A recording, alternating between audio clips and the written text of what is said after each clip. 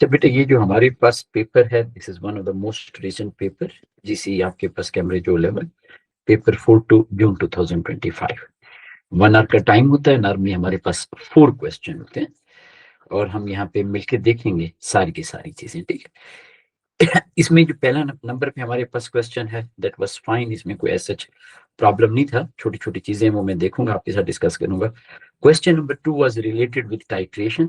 ये भी बेटा भी हम देखते हैं इंशाल्लाह ताला कि बच्चों ने इसमें क्या मिस्टेक की थी, कैसे हमने मोल वगैरह फाइंड करनी है। क्वेश्चन नंबर 3 साल्ट एनालिसिस से रिलेटेड है, आप क्लियरली देख सकते हो। एंड द फोर्थ क्वेश्चन, हमने काफी डिटेल में इस तरह के क्वेश्चन किए हुए हैं, दैट इज रिलेटेड विद हमारे पास, ये हमने बहुत ज्यादा इस तरह के क्वेश्चन किए, design experiment question. Design experiment का कंपलसरी होता है, साल्ट एनालिसिस का कंपलसरी होता है। जो पुरानी पेपर है लाइक 2020 या 21, वहां पे साल्ट एनालिसिस जीसी में पैटर्न डिफरेंट था। After that this pattern is almost like IGCSE, तो दोनों की प्रैक्टिस आपके लिए यूजफुल होगी। बट ऑब्वियसली आप जीसी के स्टूडेंट है तो हम जीसी के पेपर्स को भी लिखेंगे। मिलके बेटे इस क्वेश्चन को देखते हैं। Student investigate of solubility of solid potassium nitrate varies with the temperature. यहाँ पे solubility check कर रहा है, which is changing with change in temperature। ये बेटा हमारे पास चीज है। यहाँ पे देखें कर क्या रहा है स्टूडेंट, पुट 100 cm क्यूब, जो जो इंपॉर्टेंट इंफॉर्मेशन है मैं हाईलाइट करते जाऊंगा। 100 cm cube of water into a beaker at room temperature. अब यहाँ पे पहली पहली चीज ये है कि 100 cm क्यूब हमने वाटर किया। Measure the mass of beaker of water, आपके पास एड सम पोटाशियम नाइट्रेट का फार्मूला होता है KNO3। Remember this thing, all compounds of sodium, potassium, ammonium and nitrates are completely water soluble. अच्छा, ये मैं इसलिए आपके सामने पढ़ रहा हूँ कि जब आपके पास डिजाइन एक्सपेरिमेंट का क्वेश्चन होता है तो वहां पे बेटा यही चीजें आपके लिए हेल्पफुल होती हैं।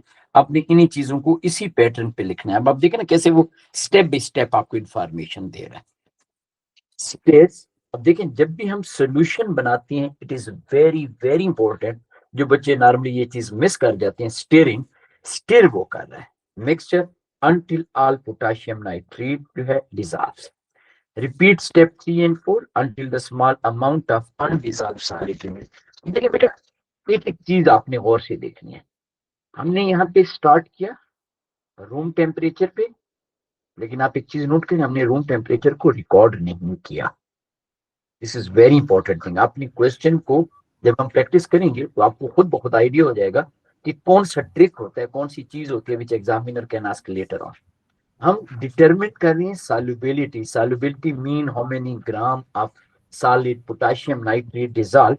लेकिन अगर आप यहाँ पे देखें तो हमने यहाँ पे लिखा, इसे मैं थोड़ा सा हाईलाइट भी कर लेता हूँ so that you must have idea.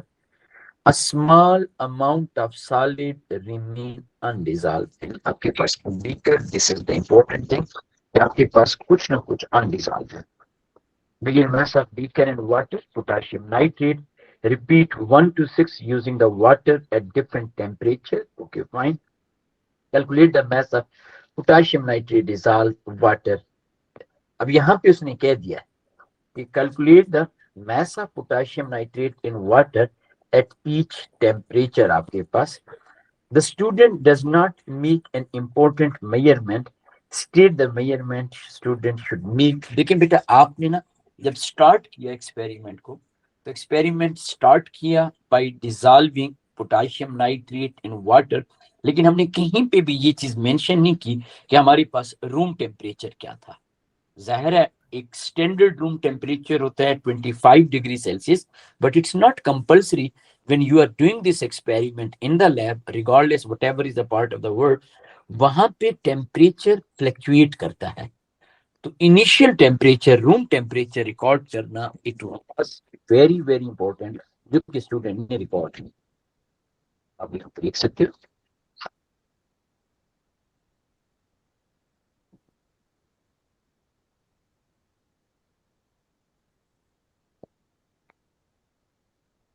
Room temperature was not recorded, okay. अब अगर हम आगे चलें तो एग्जामिनर हमें टेम्परेचर बता रहे डिग्री सेल्सियस में, potassium nitrate dissolve in 100 cm cube of water, 15 room temperature 35 75 आपके पास 95। और अगर आप सॉल्युबिलिटी को देखें तो you can clearly see a trend, आपको बिल्कुल एक बड़ा क्लियर ट्रेंड नजर आएगा। 26.4 इंक्रीज हुआ फर्दर इंक्रीज फर्दर। अब एक चीज और से देखनी है, क्या हो रहा है? Increase. If you check the हम नेक्स्ट, एवरेज लेके फिर उसे फाइंड आउट करेंगे। एवरेज भी ले सकते हो। अगर आप ट्रेंड को देखें ना तब भी आपको एक चीज आएगी। देखो 26.4 से ये हमारे पास तकरीबन 5.3 हुआ है।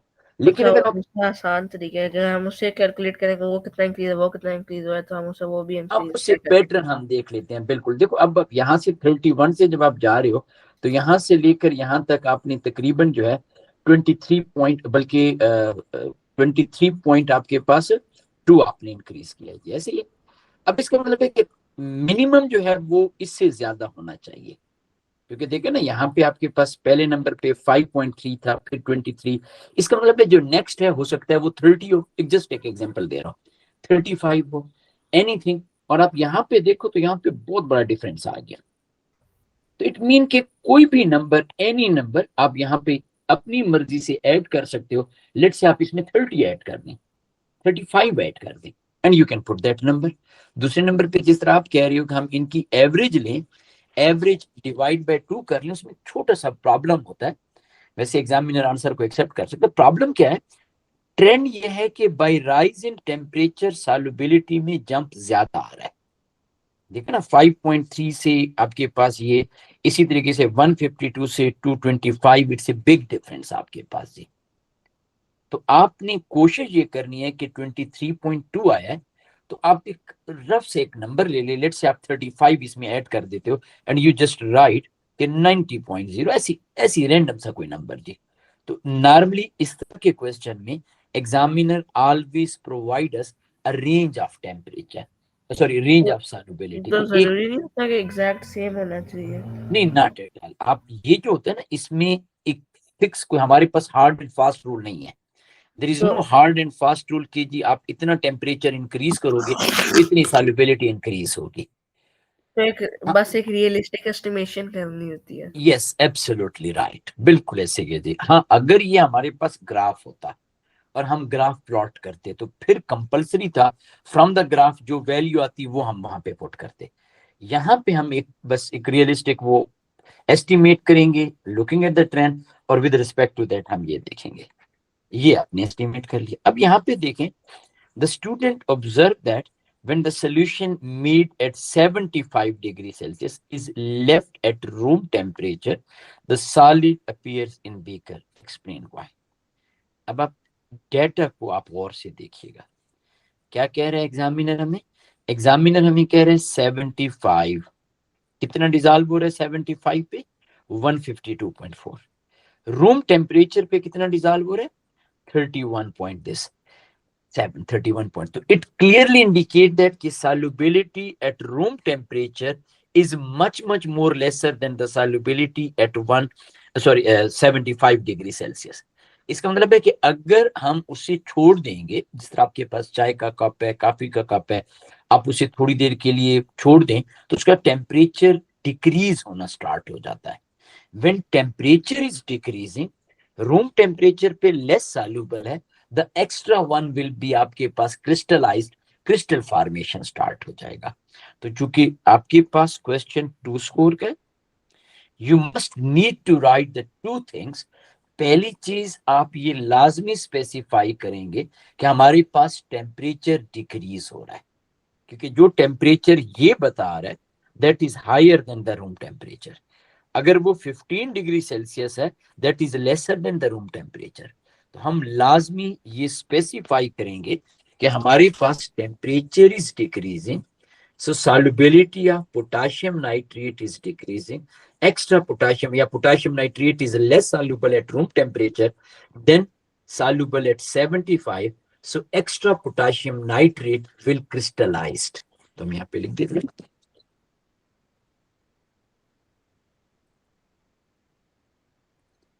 temperature of solution decreased potassium nitrate is less soluble at room temperature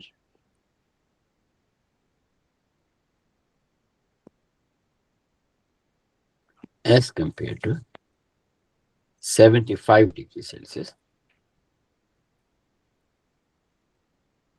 Extra potassium nitrate crystallized. बेटे एक चीज याद रखिए, आप किसी भी अपनी वर्डिंग में किसी भी पैटर्न पे लिख सकते हो। मेन थिंग इज दैट कि आपके पास टेम्परेचर डिक्रीज हो रहा है और आप ये स्पेसिफाई कर रहे हो कि हमारे पास सॉल्युबिलिटी डिक्रीज हो रही है। Even you can write solubility is decreasing so crystallization occur. जाहिर है जब आपके पास याद है ना, जब हम method of preparation of salt करते थे तो उसमें मैं स्पेसिफिकली आप लोगों को बताता था कि ये बेटा आपके पास सोल्यूशन है सॉल्युबल सॉल्ट के केस में हम इसे हीट करते थे till crystallisation point so that it become super saturated solution, water evaporate हो जाए सॉल्वेंट, फिर हम इसे कूल करते थे। कूलिंग पे अब आपके पास सॉल्वेंट कम है तो ऑटोमेटिकली आपके पास टेम्परेचर डिक्रीज होने से सॉल्वेंट भी कम था, तो जो यहाँ पे सॉल्युबल था हाई टेम्परेचर पे, लेस टेम्परेचर पे वो अनडिजॉल्व आ जाता है आपके पास, and that is known as crystallization. तो ये चीज, ये पॉइंट बेटा हमने यहाँ पे बताना था। अब है बेटा कोई कंफ्यूजन, कोई प्रॉब्लम जी? No sir. अच्छा जी बेटा, थैंक यू। अब बेटा यहाँ पे देखिएगा, suggest why the student does not do the experiment at 115 degree Celsius. अब बहुत आसान सी चीज है, आप अगर इस देखें आपके पास जो सॉल्वेंट है वो कौन सा सॉल्वेंट है बेटा? What is our solvent?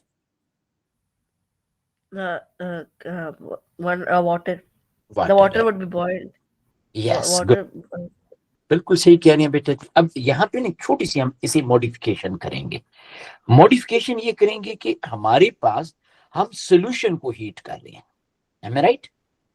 जब हम तो सोल्यूशन को हीट कर रहे हैं तो हमारे पास इंप्योरिटी आ गई, बाई एडिशन ऑफ इंप्योरिटी हमारे पास बॉइलिंग पॉइंट इंक्रीज हो जाता है। बेसिकली एक फिक्स टेम्परेचर नहीं रहता, तो आप ये लिख सकते हो boiling point of water is 100। Again बिल्कुल fine, no problem at all, but the best thing is that the solution start boiling, क्योंकि इम्प्योरिटी की एडिशन से फिक्स बॉइलिंग पॉइंट नहीं रहता।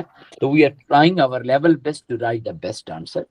तो आप लिख सकते हो तो होता है कि जिस टाइम पे ये क्या कहते हैं 115 पे पहुंचते हैं वो सही तरह क्या कहते हैं मिक्स नहीं हुआ होता, मतलब कि नहीं वो तो देखो, रिएक्ट नहीं वाटर हुए जब बॉइल, हाँ जी बेटा, वाटर जब आपके पास बॉइल होना शुरू हो गया तो हमारा तो सॉल्वेंट ही एवेपोरेट होना शुरू हो गया ना, तो हमें तो प्रॉपर उसका पता ही नहीं चलेगा, सॉल्वेंट की अमाउंट ही फिक्स नहीं है। हम तो ये चेक करिए कि हमारे पास सॉल्वेंट की अमाउंट फिक्स होनी चाहिए 100 cm3, उसमें हम देख रहे हैं कि कितना आपके पास जो है वो सॉल्यूट सॉल्युबल है। तो जब हमें ये भी नहीं पता कितना वाटर एवेपोरेट हो गया तो वी हैव नो आइडिया कि what is the actual value हमारे पास है। ठीक है बेटा, सही। देखो ना, solvent will not be the 100 cm3 if water start boiling. तो जब वाटर बॉयल होना शुरू हो गया आपके पास बॉइलिंग सोल्यूशन में, आप सॉल्युबिलिटी वैसे भी प्रॉपरली एक्यूरेट नहीं कर सकते। तो ये चीज है बेटा आपके पास, सोल्यूशन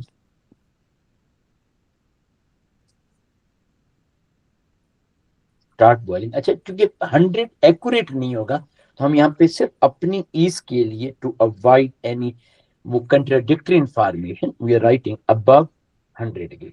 क्यों बेटा हमने सोल्यूशन लिखा है? क्योंकि हमने इसमें पोटेशियम नाइट्रेट को डिजॉल्व किया हुआ है। We also know this thing कि हमारे पास impurity always increase the boiling point. तो ये चीज बेटा आपके पास है।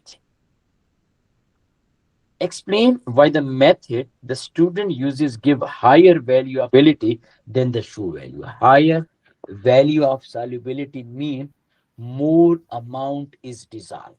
तो बहुत आसान सी चीज है बेटा। अगर आप इस एक्सपेरिमेंट, जी जी, फिल्टरेशन यूज कर रहे हैं ना ये। नहीं नहीं, इसने फिल्ट्रेशन यूज नहीं की, इसने बेसिकली ऐड करता गया। कब तक ऐड करता गया?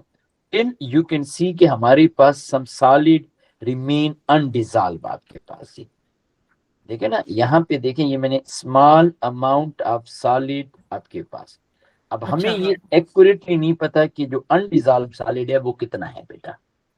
तो ड्यू टू दिस रीजन हो सकता है, लेट्स से यहाँ पे आपके पास है 26.4, इन रियलिटी ये 26 हो, and 0.4 gram is the undissolved solid. It may be आपके पास 25 हो and 1.4 is the undissolved solid.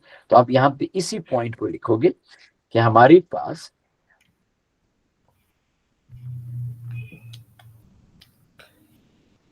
solution contains undissolved solid। तो ये बेटा आपके पास आ जाता है। अब आपने देखिए बिल्कुल सिंपल से एक्सपेरिमेंट था, एग्जामिनर ने हमें कुछ information the and by using those information हमने इस क्वेश्चन को अटेम्प्ट किया जी। अब बेटा हम यहाँ पे नेक्स्ट आ जाते हैं जी। ये मजे का क्वेश्चन है आपके पास जी, ठीक है जी। अब कोशिश करनी है आपने स्टेप बाय स्टेप जो इंफॉर्मेशन दे रहा है उन्हें आपने नोट डाउन करना है। Solid W is an impure organic acid. अब देखिएगा दो चीजें, इम्प्योर है और ऑर्गेनिक एसिड में उसने H3 दिया हुआ है। H3A में जिस तरह है ना H3PO4 आपके पास होता है phosphoric acid, it is something like this. यानी आपके पास 1 mole of this acid will react with 3 mole of sodium hydroxide. H3 इस वजह से ना। द mass determined आपके पास the mass of H3A sample by the titration with 0.1 mole per dm cube sodium hydroxide। अब बेटा यहाँ पे वो कह रहे हैं please sample of W in beaker. ये बेटा आप देखोगे क्या है हमारे पास organic acid using the measuring cylinder. अब यहाँ पे एक चीज ध्यान में रखिएगा, हम कौन सा इक्विपमेंट यूज कर रहे हैं। Over here we are using measuring cylinder. अब आगे चलते हैं। 100 cm cube of distilled water to the beaker। Stir the mixture until the solid is fully dissolved। Okay solid क्या था, ये आपके पास organic acid. Label the mixture as X। Done हो गया। अब यहाँ पे एक चीज ध्यान में रखिएगा कि आपके पास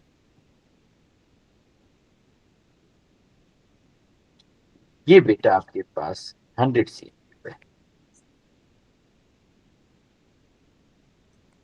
और ये ऑर्गेनिक एसिड है H3A and we are labelling it as X। ये चीज बेटा हमने यहाँ पे लिखी। अब बेटा वो कह रहे हैं कि आपके पास pipette 25 cm cube of sodium hydroxide into conical flask and add few drops of indicator thymolphthalein indicator यहाँ पे वो यूज कर रहा है। यहाँ पे बेटा हम लोग आ जाते हैं and over here we are using sodium hydroxide. कितना बेटा हम सोडियम हाइड्रोक्साइड यूज करें, 25 cm क्यूब।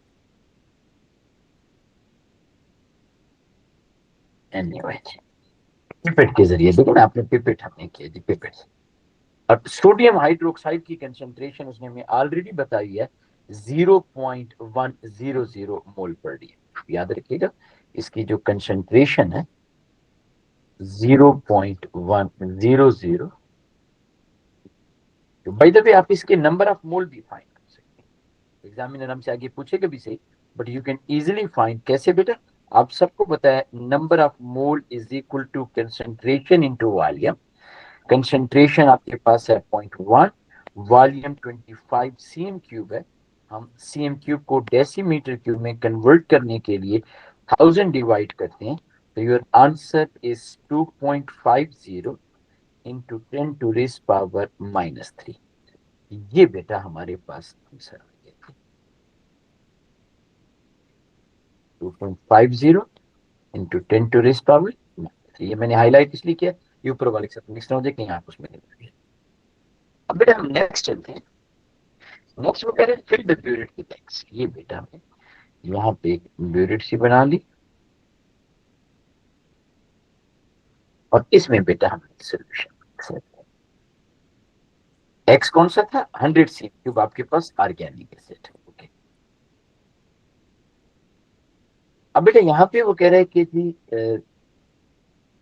फिर add X into the conical flask until the solution just आपके पास चेंज कलर। इसका मतलब है हमारे पास एंड पॉइंट आ गया।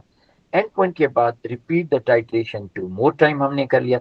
Explain why it is important to use distilled water not the tap water for the experiment. हम जब एक्सपेरिमेंट कर रही होती हैं, हम यहाँ पे जब सॉलिड को डिसॉल्व कर, क्योंकि उसके अंदर इम्प्योरिटीज होती हैं। गुड शाबाश बेटा, वेरी गुड जी। तो हमारे पास जो है इम्प्योरिटीज उसमें होती हैं, तो ऑब्वियसली इम्प्योरिटी हमारे लिए प्रॉब्लम काज कर सकती है। तो ये बेटा हमारे पास पहली चीज आ गई। ठीक हो गया। अब बेटा हम यहाँ पे चलते हैं। एग्जामिनर हमें initial burette reading, final burette reading दे रहा है। अच्छा, रीडिंग जो है ना ब्यूरेट की, जब भी हम लेते हैं इस तरह टॉप से, ये देखिए ये 4 है, ये 5 है, ये 4.1 है, ये 4.2 है, ये 3, ये 4, 5, 6, 7, 8, 9 एंड देन 5। तो यहाँ पे आप क्लियरली देख सकते हो कि हमारे पास जो रीडिंग है वो ये है 4.2 बेटा आपके पास। इन द सेम वे जब यहाँ पे हम आते हैं तो ये बेटा 23.1, 3, 4, 5, 23.8। 6। वेरी गुड, मैंने जानबूझ के किया इस तरीके से ताकि आपको एक आइडिया हो जाए, कल को आपको प्रॉब्लम ना हो जाए। अब इनके दरमियान जो डिफरेंस है वो हमारे पास वॉल्यूम यूज होगा। तो कितने का डिफरेंस है बेटा इन दोनों के दरमियान? 23.8 माइनस 4.2, तो 19.6 हमारे पास वॉल्यूम यूज होती है। तो ये चीजें वो हमसे पूछ रहे हैं, यहाँ पे हम देखते हैं। अब वो कह रहे जी कि आपके पास table 2.1 show the student result. अच्छा, पहले जो आप पुराने पेपर देखोगे ना, इसके क्या नाम है एटीपी के, तो पुरानी एटीपी के पेपर में जो टाइट्रेशन का स्टाइल होता था वो स्लाइटली डिफरेंट होता था। यहाँ पे टाइट्रेशन का स्टाइल स्लाइटली डिफरेंट है। तो आपने एटीपी में कोशिश करनी है कि रीसेंट पेपर, जो बाकी चीजें हैं उनमें बेटा आप बिल्कुल वो जितने पुराने पेपर हैं उससे कोई फर्क नहीं पड़ता, बिकॉज सब्जेक्ट इज सेम। सिर्फ और सिर्फ ये इशू आ जाता है जी कि आपके पास पुराने पेपर में थोड़ा सा स्टाइल चेंज हो जाता है, तो वो हम उस हिसाब से करेंगे। Writing the initial and final burette reading, वो बेटा हमने ऑलरेडी कर लिया था जी। हमारे पास इनिशियल कितना था, फाइनल कितना था? इनिशियल 4.2 एंड 19 नहीं, ये 23.8, 23.8, 4.2, 19.6।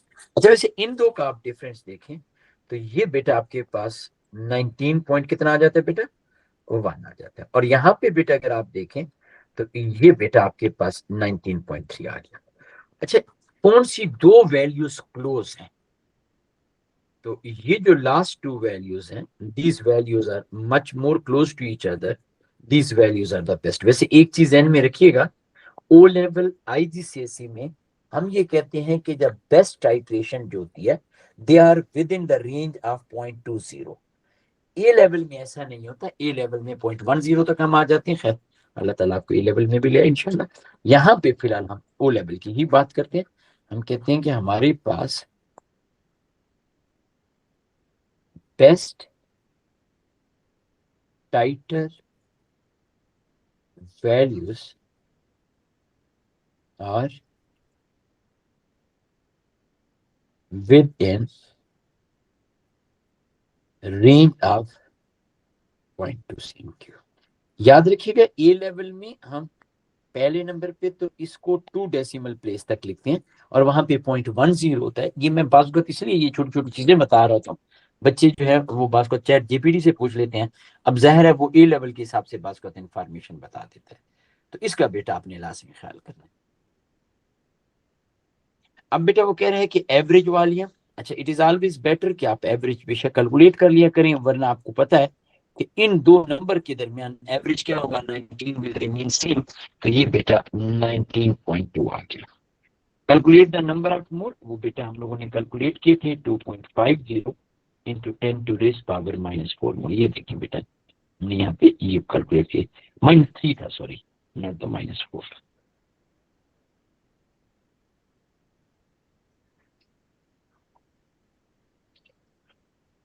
ये देखें इसने इक्वेशन हमें दे दी ताकि आपको कोई कंफ्यूजन कोई प्रॉब्लम ना हो। Calculate the number of mole of H3A react with this. आप क्लियरली देख सकते हैं कि 3 मोल सोडियम हाइड्रोक्साइड के 1 मोल एसिड के साथ रिएक्ट कर रहा है, तो इसका मतलब है mole of acid will be 1/3 of this.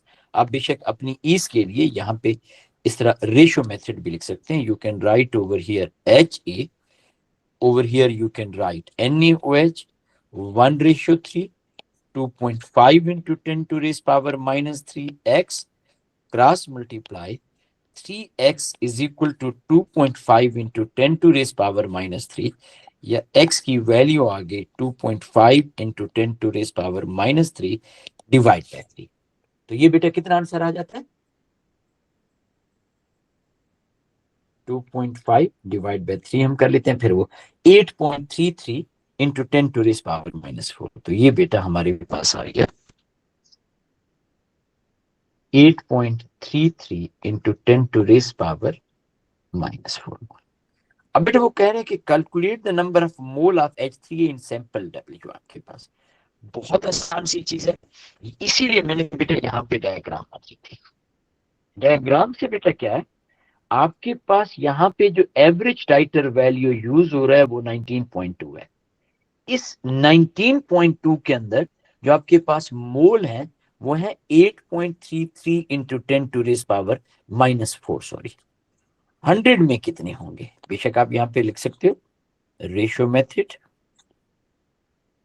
Volume in cm cube, you are writing mole over here. आपके पास वॉल्यूम, एवरेज वॉल्यूम जो है वो 19.2 है, मोल आपके पास है 8.33 into 10 to raise power minus 4। Volume अगर 100 हो तो मोल x आ जाएंगे, हम इस तरीके से क्रॉस मल्टीप्लाई कर लेते हैं। You can right over here 19.2x is equal to 8.33 into 10 to raise power minus 4 multiply by 100। क्योंकि हमने x की वैल्यू कैलकुलेट करनी है, तो ये बेटा 8.33 into 10 to raise power minus 4 multiply by 100 divide by 19.2। तो कैलकुलेटर है बेटा आपके पास जी? No sir. अच्छा कोई बात नहीं बेटा जी। अच्छा ये हमारे पास 100 जब इससे मल्टीप्लाई होगा तो ये आपके पास आ जाएगा जी, ये बेटा मेरा ख्याल है 4.34 into 10 to raise पावर आपके पास आ जाएगा -3। ये बेटा कैलकुलेटर से कर लीजिएगा, ठीक है? मैं मोबाइल से कर रहा हूँ, इसमें वो साइंटिफिक मैंने यूज नहीं किया, खैर तो वो आप काइंडली एक मतलब काउंटर चेक क्लास में कर लीजिएगा, ठीक है? मैं यहाँ पे लिख देता हूँ। अच्छा एक कोशिश कीजिएगा कि जो आप आंसर लिखते हो वो 3 सिग्निफिकेंट फिगर तक हो। वैसे तो ए लेवल में कंपलसरी होता है 3 to 5, लेकिन यहाँ पे बाजुकात मार्किंग स्कीम में लिखा होता है मिनिमम टू। पर्सनली मैं बच्चों को कहता हूँ बेटा 3 significant figure until unless examiner specify ना करे। तो ये देखिए मैं प्रॉपरली 3 सिग्निफिकेंट फिगर तक यहाँ पे लिख रहा हूँ। ये बेटा आपके पास मोल आ गया। अब बेटा यहाँ पे नेक्स्ट पार्ट की तरफ आते हैं। वो कहते हैं the relative molecular mass is 210। आपके पास, आप सबको पता है बेटा आपके पास mole is equal to mass over molecular mass, और अगर आपको मास चाहिए तो it is mole multiply by mr। तो आपके पास मोल थे बेटा 4.34 into 10 to raise power -3 multiply by 210। अच्छा मैं अपनी कैलकुलेटर के ऊपर जो आंसर यूज कर रहा हूँ वो as it is accurate answer था, हमने उसे राउंड ऑफ नहीं किया। तो उसकी वजह से बेटा जो मेरे पास आंसर यहाँ पे आ रहा है वो आ रहा है जी 0.91146 आपके पास आ रहा है। क्योंकि हम 3 डेसिमल उस तक लिख रहे हैं तो हम 0.911 लिख देते हैं बेटा, ठीक है जी? तो ये मैंने बिल्कुल एक्यूरेटली जो कैलकुलेटर में मैं यूज कर रहा था उस वैल्यू को मैंने यूज किया। अगर आपने यहाँ पे इसको करेंगे तो थोड़ा सा स्लाइटली चेंज आ सकता है, आपने कोई मसला नहीं है बेटा। 4.34 मल्टीप्लाई बाय 210, ये वही तकरीबन वही आ रहा है 0.9। सर साइंटिफिक कैलकुलेटर में भी ये आंसर आ रहा है, यही आ रहा है, बस ये तो अच्छी चीज है बेटा जी। स्टेप 2 मेजरिंग सिलेंडर आपके पास। अब देखिए बेटा एक चीज याद रखिएगा, मेजरिंग सिलेंडर जो होता है वो बहुत एक्यूरेट नहीं होता। वो हमारे पास जो है ना उसकी जो रेजोल्यूशन होती है वो ज्यादा अच्छी नहीं होती। वो आपके पास ना 1 डेसिमल प्लेस तक टेम्परेचर रिकॉर्ड करते हैं। और जब हम लिखते हैं, यानी मेजरिंग सिलेंडर के ऊपर रीडिंग होती है 1 2 3, और आप यहाँ पे ब्यूरेट में देख रहे हैं, यहाँ पे आपके पास 19.2 है, 19.1 है। मेजरिंग सिलेंडर जो है वो 0.5 तक एक्यूरेटली कैलकुलेट कर सकता है। 5.5 तक, लेट्स से ये मेजरिंग सिलेंडर है, ये वैसे मैं एक एग्जांपल दे रहा हूँ, 11 है, ये आपके पास लेट्स से 12 है या 10 है, इन दोनों के इन बिटवीन होगा तो आप कहोगे कि आपके पास ये, सॉरी 10 कर लेते हैं, तो ये 10.5 आप कहोगे। तो वो ज़्यादा एक्यूरेट नहीं होता as compare to burette. Yes, burette बहुत एक्यूरेट होती है तो जी। तो आप हम यहाँ वहाँ पे एक्सप्लेनेशन लिखेंगे कि वो ज़्यादा एक्यूरेट नहीं होता, उसके अंदर पॉइंट्स की मेजरमेंट नहीं दी होंगी, तो उसमें असम्पशन देनी पड़ेगी, तो ज़्यादा उस तरह का क्या कहते हैं एक्यूरेट आंसर नहीं होगा। इम्प्रूवमेंट में हम ब्यूरेट इस्तेमाल कर लेंगे। वेरी गुड बेटा, वेरी गुड जी, बिल्कुल आप जबरदस्त बेटा जी। यही चीज हम यहाँ पे लिखेंगे कि it can, measuring standard can not record temperature up to 1 decimal place. या आप लिख सकते हो कि जी हमारे पास जो मेजरिंग सेंटर का टेम्परेचर होता है वो, sorry volume not temperature, I am sorry for that, 0.5 तक आप कह सकते हो। 0.5 हम इसलिए कहते हैं कि जो हमारे पास लीस्ट काउंट होता है, डिवाइड में हम 2 करते हैं, वहां तक हम वॉल्यूम रिकॉर्ड कर सकते हैं। और इसकी एक्सप्लेन आप ये लिखोगे, ब्यूरेट हम यूज करेंगे, it gives us more accurate volume, it can record the volume up to 1 decimal place.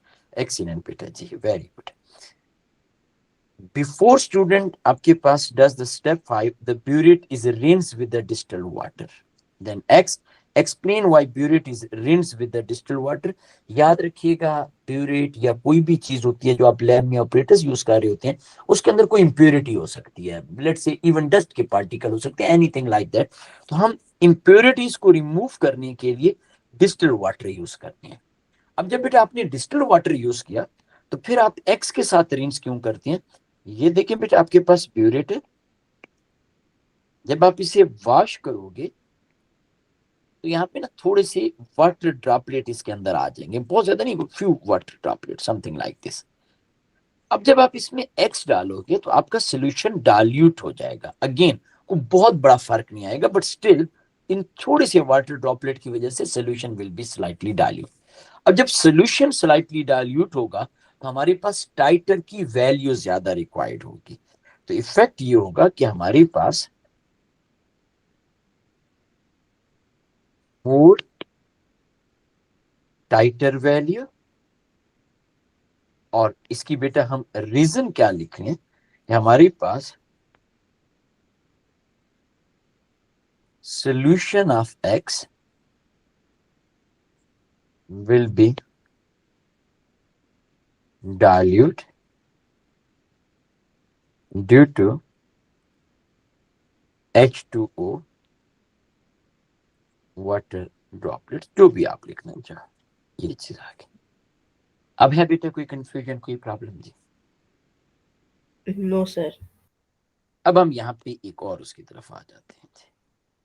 यहाँ पे हमारे पास क्या है जी, हम कहते हैं स्टूडेंट इन्वेस्टिगेट सॉलिड। अब ये छोटी छोटी इंफॉर्मेशन होती हैं, इस पे आपने लास्ट में वो करना है, solid A and aqueous solution B. Solid A is a metallic carbonate, जो जो इंपॉर्टेंट इंफॉर्मेशन है हम हाईलाइट करते जा रही। Solution B contain only 1 cation and 1 anion. ये देखो बेटा, बाजू का तो वो कहते हैं 2 कैटाइन है, समटाइम वो कहते हैं 2 एनाइन है। हम यहाँ पे जो इंफॉर्मेशन दे रहे हैं उसे हम यहाँ पे स्पेसिफाई करते जा रहे हैं। The student does the flame test. आपको याद है मैंने आपको फ्लेम टेस्ट बहुत डिटेल में बताया था। अब बस एक चीज ध्यान में रखनी है कि यहाँ पे आप चूंकि सॉलिड यूज कर रहे हो, तो हम निक्रोम का या प्लेटिनम का वायर यूज करते हैं, उसे डिप करते हैं सॉलिड के अंदर। मैंने प्रॉपरली इसके डिटेल नोट्स भी शेयर किए थे। फिर बेटा उसे हम बंसन बर्नर पे लेके आते हैं, जहां पे वाल्व जो होता है बंसन बर्नर का, एयर होल वो ओपन होता है और ब्लू फ्लेम होता है। तो इन सारी चीजों को आपने यहाँ पे डिस्क्राइब करना है कि निक्रोम हम यूज करते हैं, आपके पास प्लेटिनम भी लिख सकते हैं,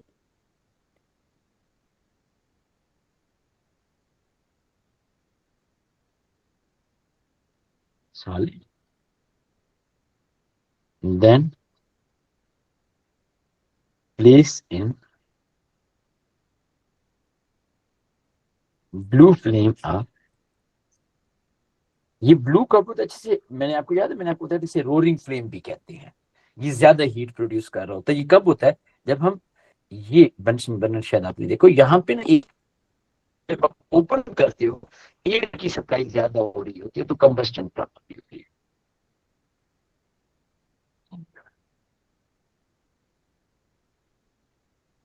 बंसन बर्नर, आप बेशक इसके बजाय रोलिंग फ्लेम या कोई भी चीज ले सकते हैं। द स्टूडेंट ऑब्जर्व, ये बहुत आसान है बेटा। ब्लू ग्रीन कलर है, एक तो मैंने आपको बताया था, या आखिर में इसमें कलर भी होती है। दूसरे नंबर पे अगर आपको याद है तो वैसे भी ब्लू कापर का होता है, वो आप वहां पे कापर लिख सकते हो। कापर के कंपाउंड भी बेटा हमारे पास ब्लू कलर के होते हैं, तो यहाँ पे आप लिखोगे विच कैटाइन। अब चूंकि उसने कैटाइन का है, तो कापर 2 पॉजिटिव आयन लिखना है। बच्चे बाजू का चार्ज जो है उसे इग्नोर कर देते हैं। अब बेटा वो कह रहे हैं कि the student add dilute hydrochloric to A, the aqueous solution of A आपके पास and a colorless gas is formed. Describe the observation the student makes. अब देखिए बेटा यहाँ पे वो कह रहा है describe observations. We are going to write the multiple observations the student make, and then he is talking about describe the positive result and identify this thing. सबसे पहले पहली चीज, आपके पास फिजिक्स हो रही है, सर्विस सेंसोरी ऑब्जर्वेशन।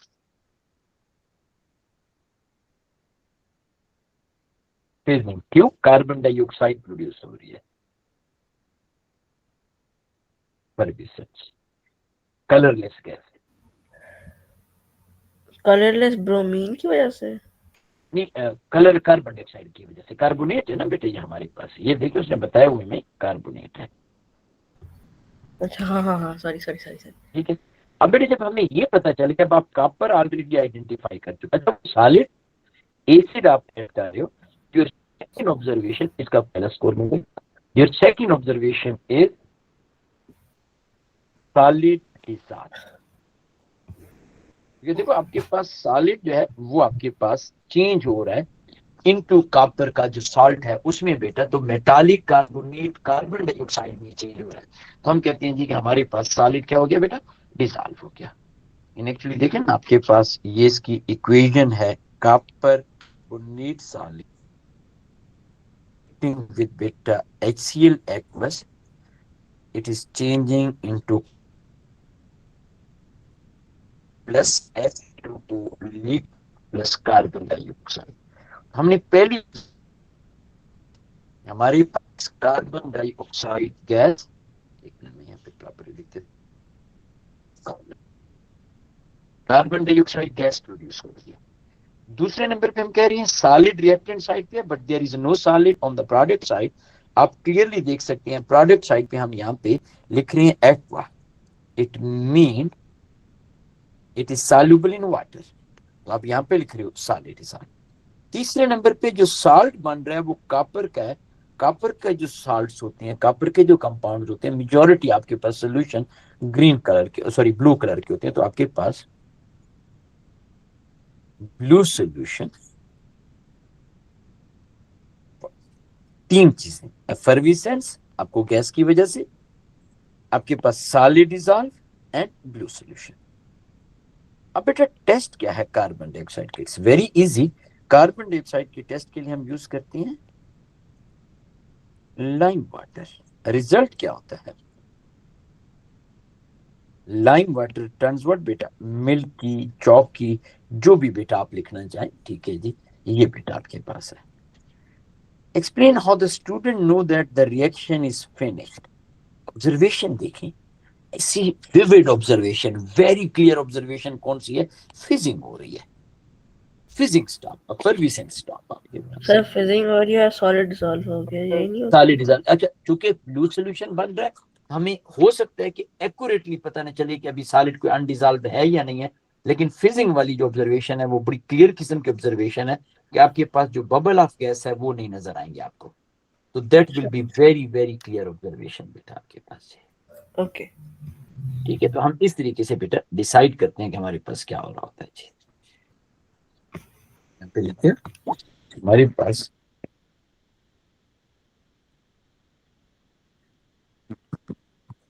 सर्विस।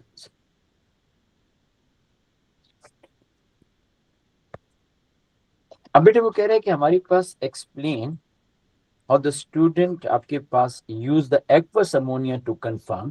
तो याद है बेटा आप लोगों को, पहले हम small amount of aqueous ammonia add करते थे तो पेल ब्लू प्रेसिपिटेट बनते थे, फिर हम एक्सेस ऑफ अमोनिया ऐड करते हैं तो डीप ब्लू सोल्यूशन। मैं फिर से कह रहा हूं, अगर आपको भूल जाए तो बगैर किसी हेजिटेशन के आप कॉपर आयन को यहाँ पे देखें, ये लाइट ब्लू प्रेसिपिटेट, इसे पेल ब्लू भी कहते हैं आपके पास, insoluble in excess, sorry aqueous ammonia उसने कहा, आई एम सॉरी, मैं यहाँ पे यही सोच रहा था, ये यहाँ पे आ गया बेटा। एक्वस अमोनिया में light blue precipitate soluble in excess to give dark blue solution. इन्हीं चीजों को चूंकि एग्जामिनर आपको प्रोवाइड कर रहे हैं डेटा, तो एज इट इज रिप्रोड्यूस करें।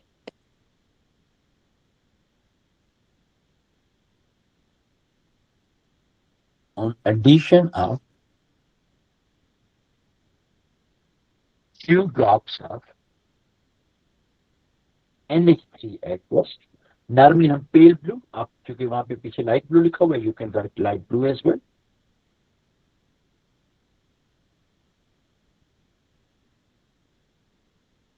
लाइट ब्लू प्रेसिपिटेट प्रॉपरली लिख सकते। देखिए की बात की, प्रेसिपिटेट की बात की, कलर ऑफ प्रेसिपिटेट की बात की।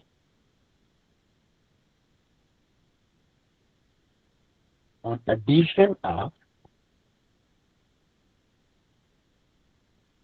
excess of ammonia,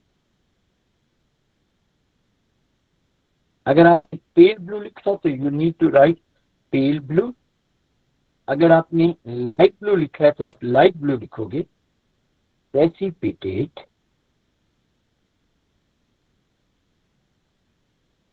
dissolve to form deep blue solution।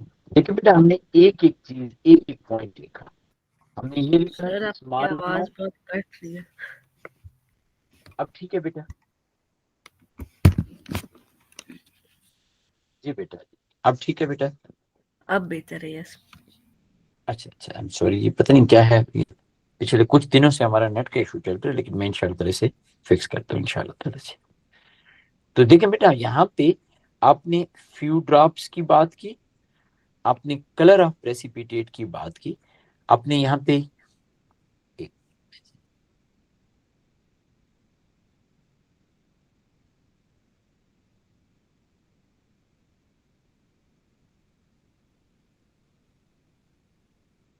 जी बेटा अब बताइएगा मुझे, अब आवाज आ रही है?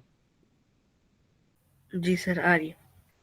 अच्छा अच्छा, तो अब बेटा हम यहाँ पे कहते हैं कि हमारे पास ये डीप सॉल्यूशन बन गया। अब बेटा हम यहाँ पे आ जाते हैं, नाइट्रिक एसिड आप कह रहे हो कलरलेस सोल्यूशन है आपके पास बेरियम के साथ, इसका मतलब है सल्फेट नहीं है।